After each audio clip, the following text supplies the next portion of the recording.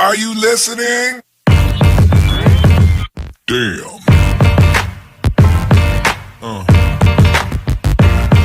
Yeah. Yeah. Another episode of Trash Talk. I'm TJ O'Connor. With me, as always, Damian the Wolverine Hill. Trash Talk is brought to you, as always, by our sponsors Valhalla Combat Sports Incorporated, Ink Shrinks Tattoo, Origin Wellness CBD, The Striking Institute, Spartan Martial Arts, James Clark Sports Psychology and Hypnosis Therapy, The Fighters, and my mom. Damien, appreciate you taking the time to talk with me today, even though I don't appreciate the time you taking to talk with me today. We're literally under quarantine. You have nothing better to do. But, I mean, while we're here today, we're here to answer a Trash Talk fan question that came into the page. Honestly, it's one that I was kind of expecting. So when I seen it come in, I just kind of chuckled a little bit, sent you a message, asked if you've seen it. But the underlying topic, obviously the COVID-19 coronavirus and how that's affecting sports. The question came through: how is the coronavirus going to affect Trash Talk without having fighters who have fights upcoming? And I figured it was worth our time to at least address it. I mean, it's an obvious question, and I mean, why don't you take it first? Well, honestly, yeah, there's a lot of cancellations and postponementships of fights that are supposed to have gone on relatively soon, and it's really unfortunate. And we cover the fighters, we give them pre-fight and post-fight interviews, but we're also more than that too. I'm also curious into getting a lot of these fighters that were scheduled to fight their outlook on it because and I guess the fact that they got postponed and the gyms are actually closed and being quarantined. A lot of people aren't able to train.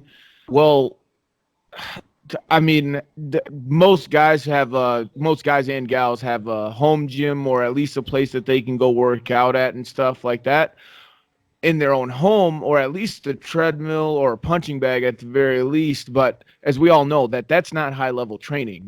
Just running and just hitting your bag isn't always enough. And with that being said, how out of shape, and because it's relatively out of shape compared to their being in shape when they're training at the gym with all these other fighters that are training is just as hard. Compared to how they would then coming back into the gym right away, it's like, oh yeah, maybe the quarantine's over and they start having fights again right away.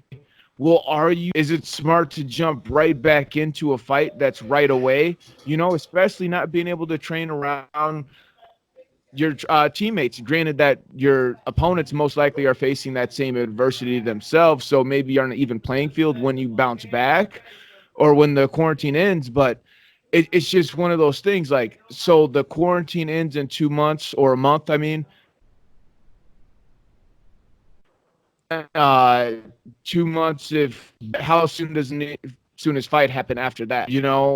I'm curious to see if any of these fighters are interested in just being like ready to go right away, or if as soon as the quarantine ends, like, hey, I need at least a month or two to get back in the fight shape. You know what I mean? And also, opponents are going to change. A lot of these guys that were scheduled to fight certain people aren't going to be fighting the same people because, like, probably some of this part of the same reason that I just said. I mean, their gym's closed and they're not going to be ready.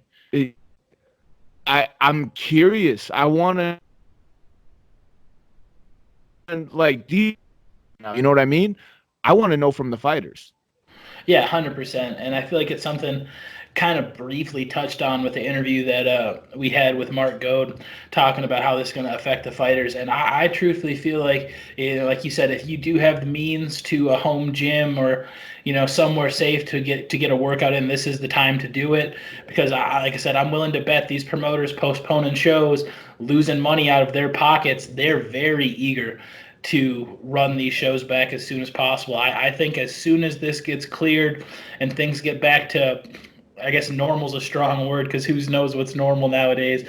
But when things get back to the status quo, at least, I think promoters are going to be running shows. I mean, we've already seen it. I mean, I've heard, I don't know if it's official, But I've heard of shows that were in April getting postponed till June. So I mean, they're obviously postponing the show, but that's not a huge turnaround. So you need to stay prepared, like you said, and be ready to go Yeah. because the fights are going to go on. Well, that's the thing. Like the fights can't go on without the fighters. You know what I mean? So if all the fighters aren't ready and you're not able to book the right fighters to get the right crowd, is it still worth it for the promotion to even put on the show, or just postpone it a little bit longer? Because one of the things that I also think about, and it's not to say that it won't happen. I mean, of course, the promoters are going to want to put on a show right away, and a lot of these fighters are hungry, especially these amateurs. But at the same time, the the the public scare that's going on right now, how quick are people going to be to return to crowds? Yeah. I think I'm just thinking about like all of it, because like of course the promoters are going to want to get what they're.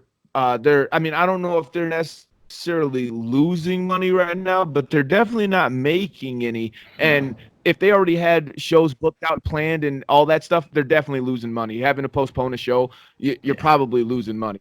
It's almost here unless you work with some really nice people. But it's one of those things. Like I mean, is it going to be worth it to put on a show? Because at the local level, I mean, especially you're relying a lot of it on the ticket game. I mean, ad time from the TV space, and I guess I mean, that's a majority of it, and then pay-per-view buys if it's on pay-per-view and things like that. But that's not all of them, A lot of them just rely on advertisement and things like that. But the local guys don't necessarily have that luxury. So it's I don't know, man. I don't know. It's scary. That's a great way of looking at it, and it's something that I didn't consider. Is obviously, like you said, the show goes on, but can the show go on? Is it fiscally responsible for the show to go on? And I mean, the domino effect that this is going to have. I mean, obviously, it's yet to be seen.